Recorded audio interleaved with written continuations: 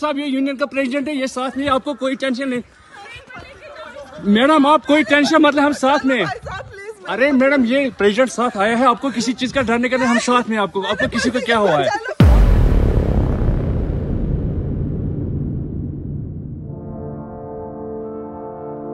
তারা বলে কাশ্মীর পৃথিবীর স্বর্গ, কিন্তু বাস্তবে এটি কি শুধুই একটি ভূস্বর্গ, নাকি দক্ষিণ এশিয়ার সবচেয়ে বিস্ফোরক টাইম বোমা, যেখানে একটি ভুল সিদ্ধান্তই ডেকে আনতে পারে পারমাণবিক যুদ্ধ?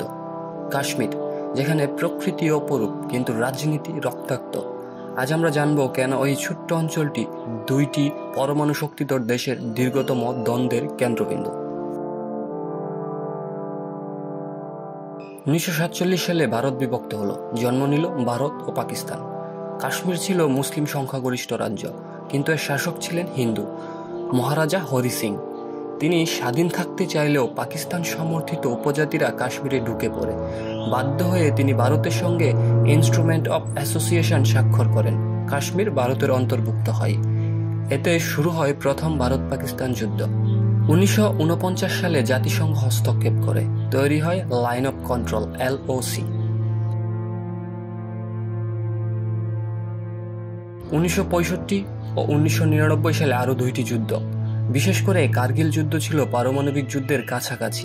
পাকিস্তান কাশ্মীরের বিচ্ছিন্নবাদীকে সমর্থন করে, ভারত জঙ্গি দমনে কঠোর।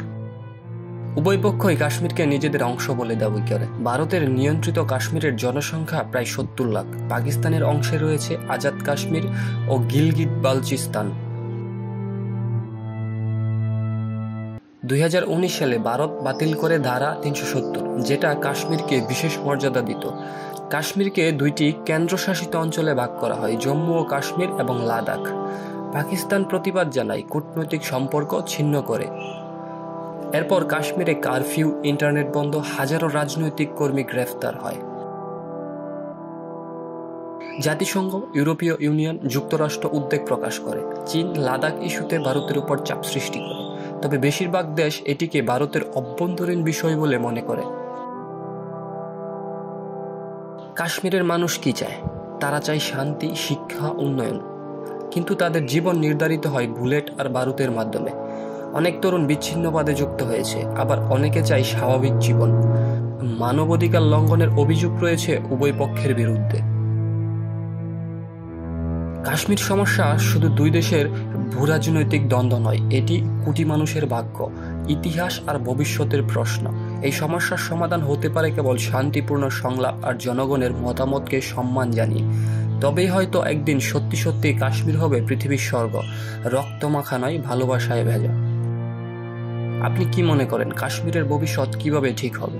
কমেন্টে জানাতে ভুলবেন না। আর এমন গভীর বিশ্লেষণের জন্য থিঙ্ক ময়ের পাশেই থাকুন।